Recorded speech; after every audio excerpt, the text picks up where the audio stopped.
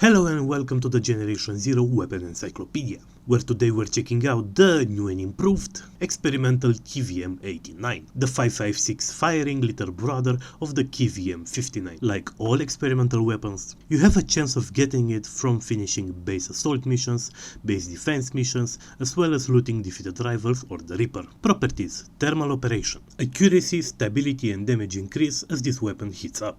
Overheating will render it inoperable, based on the squad automatic weapon KVM-89 used by the Swedish army during the 1980s, or so the game says. In terms of attachments, the weapon can take a machine gun compensator, a machine gun silencer and a KVM-89 extended magazine. It cannot take any form of sight, not even the 2x red dot, which can be attached to all of the other machine guns. In terms of ammo, it can hold by default 60 rounds of 5.56, with the 5 Crown extended magazine holding up to 220.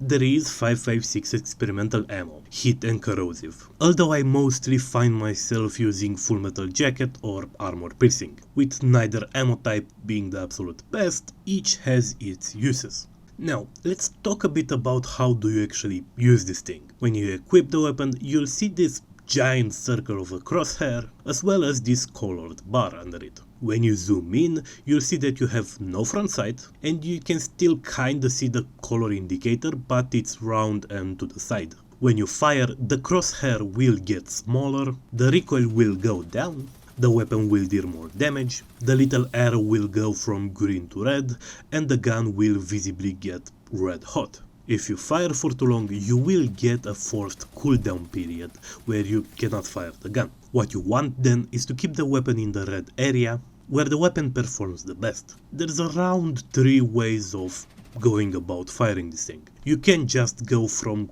a cold barrel to burned out, but I don't find that to be particularly effective. Not that this gun is particularly effective in general, but still. The better options are to fire until you get to the red area, and then either burst fire or tap the weapon really fast. This will give you basically the best uptime that you can get.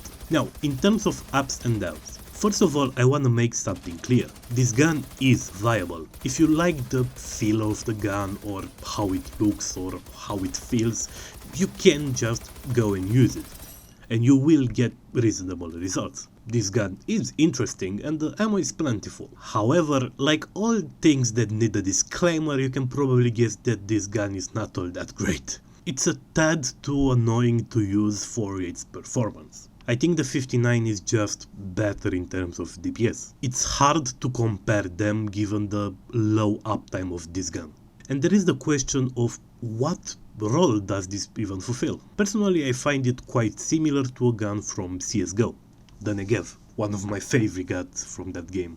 Or in general, really. It's basically the same thing but without the overheating mechanic. What is very different is the context of the game the two guns are in. The Negev also has a sort of mobility penalty. However, in CS, all you really need to do most of the time is either just take a step to the left and you will be in cover and away from danger, or you can just shoot the guy before he shoots you. That's how you stay alive in CSGO. But it's really not an option in Generation Zero. Most of your enemies will be out in an open field, and even if you have cover, they have rockets. So one step to the left will not cut it. When you see a rocket coming, you have to sprint away to safety most of the time. And every time you do that, your gun will get cold and you will need to waste another 20 shots before you can even hit your enemy again. Add to that runners and hunters that will charge you all of the time, and you're in trouble. That would mean this gun is best suited for when you can just sit in cover and fire away. But those times basically don't exist in Generation Zero. Even if you are in cover, enemies have such things as gas canisters that they can throw at you to negate your cover. So given how much more mobile the fighting in Generation Zero is, this guy just rarely shines. You can also not out-snipe your enemies like in CS with a Negev. There you need like 4 to 6 shots to take down an enemy, so you can quite often take them out before they can take you out. And because of that, the gun fits an interesting role there. You have basically a bullet hose of a sniper rifle, which is quite rare and interesting and fun to use, to be honest. Here, however, you need more like 30 to 50 shots to take down a hunter, let alone a harvester or a tank. And most of the time they can kill you way before you can shoot that many rounds into them. Add to that the fact that they usually fight in packs, and yeah, there is no one way I think this weapon should be fixed. Just making it deal enough damage for it to be worth to deal with is an option. Making it easier to keep it in the red, or even removing the overheating mechanic altogether and making it have a fair bit of sustained fire could be another way. I don't think it would be a game changer. Size, it would still rarely shine, but when it does and the stars align, you will have quite a great weapon worth to keep around for those moments. Or they could go as far as to give us attachments that will change it from one option to the other. Have a heat dissipator in a Thor. Why not? And some other muzzle device that would add more damage, but you have to deal with the overheat. Whatever they do, I do hope they do something about it, because as it is, it's just kinda meh, even after the recent buffs. And I think that's a lot of wasted potential. I love the idea of this gun, because I love the Negev in CSGO. So this to me is a wasted opportunity, and quite a big one.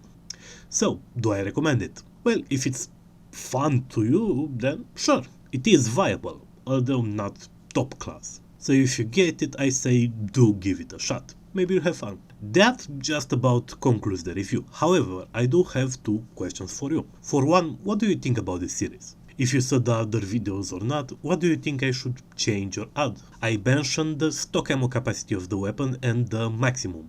Do you care for the magazines in between? To me, that's just a waste of time, because if you have the 5 crown, you're gonna use the 5 crown, and it seems like too much information and pointless. But, you know, stuff like that. And two, are there any other videos that you'd like to see? I made the videos about the 3 new experimental weapons because I didn't really see any dedicated videos to those, so I thought, hey, I might as well, right? But when it comes to the other guns, there's hundreds of videos praising the PVG or the KVM 59. Not much of a point in me also making one. So is there any other gun you'd care to see, or any other video more specifically that you'd like to see? Answers are welcome in the comment section.